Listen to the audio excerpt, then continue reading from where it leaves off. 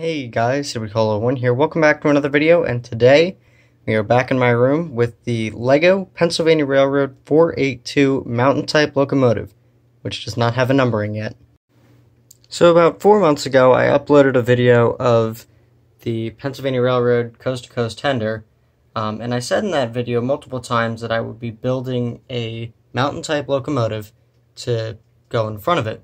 Well, here it is. It's still needs a lot of work. It's missing the side rods right now. It does have them. They're just sitting on my dresser. It makes it really hard for the engine to run, so they're kind of just showpieces right now. But even without it, it doesn't look half bad, ignoring the tan connecting piece that attaches to the side rods.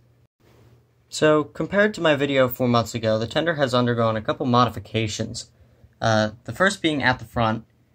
You can see that I kind of redid the whole front of the tender. I moved back the top 2 studs, and I also added these metal wire railings. I put them on the front and the back. I also moved this ladder in a stud, and I put a light in the doghouse that you'll see when I turn on the tender when we go to run the engine. Also on the other side, I added a little bit more detailing. That little rod is to change the channel on the receiver, which is a very complicated process that I won't be going through in this video. And I moved the connecting thing for the drawbar out a stud so it had an easier connection with the locomotive. So now we get to the best part, which is the locomotive. Now I am going to point something out. On the front of the engine, the smoke box front is not supposed to be a light gray. It is supposed to match the dark gray of the rest of the front of the boiler. I will be getting the correct color and fixing that later. But as you can see, this engine, it's not small. It's actually pretty big, which is awesome, because everything else that I have is incredibly small. I will be getting down my Emerald Knight a bit later and showing you a size comparison of the engine and the tender of the mountain type compared to my Emerald Knight, which is modified. So let's start with some of the detailing on this locomotive. Starting at the front, you can see we have our cow catcher, which needs a little bit of work. We also have our coupler cut bar, which I have an idea to make that look a little bit better. We have our 4 marker lights on the front of the engine. We have our headlight and our dynamo, which could use a little bit of work. We have our air tank down here as well. And then moving up, we have our feed water heater and our bell. And I am going to be adding some wiring down the side, the same wire I used on the tender, to add all the handrails and stuff. I probably won't be adding all the flumes and the larger pipes though, because that just seems incredibly complicated. So moving back on the top, we have our sand dome and our steam dome. We have the whistle, which that could be better. And then we have this ramp thing that is actually behind the whistle on the actual M1. I don't know what it does though, but it's there. We have our safety valves, and then we have our Belfair firebox, which was a signature thing on the Pennsylvania Railroad. Down on the sides here, you can see we have our cylinders, which are a pain in the neck. I have spent hours trying to get this front truck to swing on these R40 turns, which is the tightest Lego makes. In fact, it's the standard. I'll get to that a bit later. But I wanted it to be able to negotiate these turns, because if it can negotiate the R40 turns, it can handle anything. It does have a little trouble with switches. Anyway, we have our drivers, which are XL drivers from Big Ben Bricks, which is a tongue twister if you try and say that extremely fast multiple times. But they look really nice. So we did a really good job making them. We have our, I believe these are the air compressors, if I remember correctly. I don't know what that is. I like the M1, but I don't know every little tiny thing about it. Then we have our ash pan and our trailing truck, which I think is probably the best truck I've ever done on a train. On the other side, it's roughly the same thing. We have our very annoying cylinders. And then I think that's another air tank. I am not entirely sure, though. And then we have our drivers, and the other side of the ash pan, and the other side of the trailing truck. So, all in all, it's pretty much the same thing. So now we get to the cab, which I think doesn't look half bad. Like I said in the video I did on the tender, I chose to do the red over the brown to simulate the Pennsylvania Railroad's Tuscan red, because I feel like the brown was a little too dull, and I like the very vibrant, bright red. But I put red trim around the windows, and obviously I made the top of the cab red. There is no detailing on the inside yet. I will get around to fixing that at some point. And then we have the drawbar down here, which is wacky, but it works. Then on the front of the cab here, we have these windows, which were very fun to design. They're on both sides. They aren't flush with the side of the cab, but I think it looks just fine. Eventually I will be putting numbers on the side of it. I need to get the decals first. I am hoping to number it 6759, because that's the numbering of the Lionel TMCC M1a that I basically use as a reference to build this. So one thing to note about the Pennsylvania Railroad M1s, M1as, and M1bs was that they were not only designed to haul freight, they were also designed to pull passenger trains, even though they did pull freight for most of their service life. Some of them were even outfitted with golden trim around the cab to look fancier for passenger trains. Another way you can tell is that the Pennsylvania Railroad would always use their keystone number plate, which is on the M1a and M1b and M1s, for any locomotive they deemed good enough to pull passenger trains. And then they would use their typical circle with the golden trim around it for any locomotive that they wanted to pull freight cars with. Now that being said, I don't know how the gold trim was put on the cab, but I do want this M1a to be a passenger train rather than a freight train, mainly because it's a little different, and it's something that not a lot of people know about the M1s. So that being said, I built this, which is a 8-wide, what's supposed to be a dining car. Obviously, it is not the best thing in the world. It is not smooth. It's got studs everywhere. It is not properly scaled. It is rather long, and it is pretty heavy, but it is designed to handle the R40 turns, but it has a massive overhang.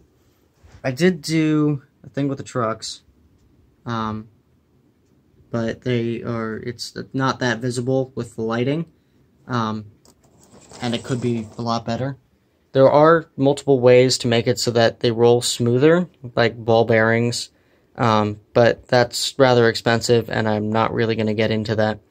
But this is one car of what I'm hoping to have many, that the M1a will pull.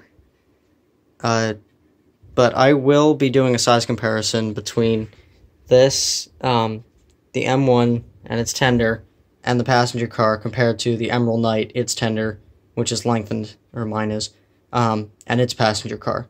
And we will do that now. Haha, I lied! We're going to go over why this is blue and yellow first. The reason I did this blue and yellow is because in Train Simulator, I made a fictional railroad called the Collegeville and New Jersey Railroad, and their paint scheme is blue and yellow. It's got the blue body on passenger cars and freight cars, and it's got the yellow striping. Obviously, I'm not going to be lettering this car to be the Collegeville New Jersey Railroad because it's not a legitimate railroad. It's a fictional thing that I made up. For the M1a, I am planning on building Pennsylvania Railroad P70 passenger cars, which I do have designed. I just don't have the parts to actually build them yet. But now let's go over the sizes. So, as I said, my Emerald Knight is very heavily modified. I added a little whistle thing, and I made these guys, which I'm assuming were supposed to be the original whistle. I made them safety valves. I also added a bunch of little details on the trucks. I added some piping. I put a coupler cut bar on the front, and I redid the gearing on the inside. I also added a dynamo and some marker lights on the front. I also lengthened the tender, put in a coal load, added this little antenna, which I got the inspiration from the Pennsylvania Railroad tenders that had the antennas on them. I added the little water thing. I can't think of the name right now. I added the little handle on the back. I didn't do anything to the passenger car though. But as you can see, compared to the M1a, it's tiny. The engine and the tender is probably it's about the length of the actual locomotive and the gap between the tender and a little bit of the tender. The entire thing is the length of the locomotive and the tender, and then you have this massive passenger car that definitely makes it a lot longer than the Emerald Knight with its passenger car. One last little thing before we actually run the engine is I made this monstrosity of a remote, which this controls the speed, and I made it so that it maxes out. That's notch 7, and then it stops at notch 0. To change direction, you have to flip this little switch, and now it'll go in reverse, and then it'll go back and forward. This is for what will eventually be lighting, I'm hoping, on the locomotive, but that's going to require some wiring and some circuitry and some modification. And I might take out the Lego bricks that I put in above both the wheels and instead use something like pennies or quarters or something like that that's a little heavier and also takes up less space. So now let's use this thing and run this very big locomotive. I might also do another strength test, so that'll probably happen actually. Alright, so to turn this thing on, it's the same thing it's always been. You have to pull up this little latch, which is still really stubborn, and then you can turn on the battery, which turns on the light in the doghouse, and that light has saved my skin a number of times. Actually, more accurately, saved the battery a number of times, especially today when I spent like 3 hours trying to get the drive gear to work. Then you can close that up, and now, I've tried this 2 times before, and I can't fit the entire engine in the frame, so I'm not going to try. Let's run this thing.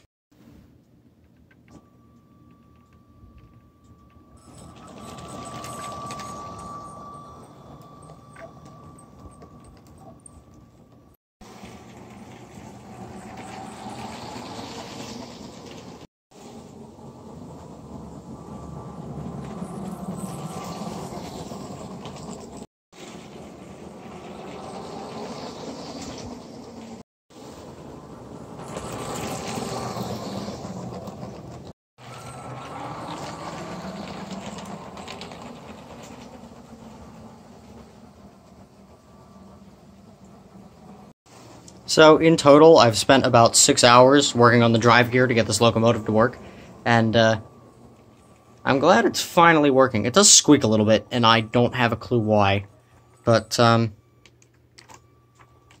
there we go. Now it's time to do some strength testing.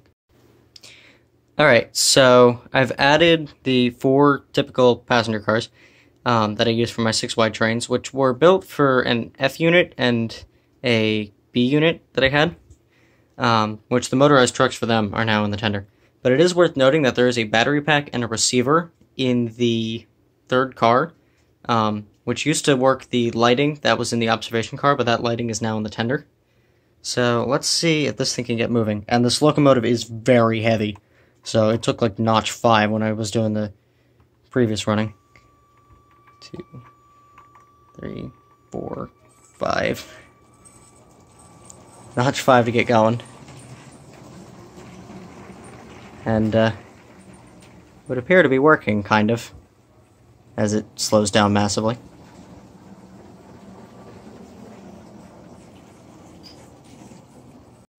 Alright, so I've added 3 more passenger cars. I've added the Emerald Knight car, and the 2 Horizon Express cars, because I only have one of the sets. And it is worth noting that you can totally tell how small 6-wide is compared to 8-wide when I'm doing these runnings. But now, let's see if it needs more than notch 5. 1, 2, 3, 4, 5.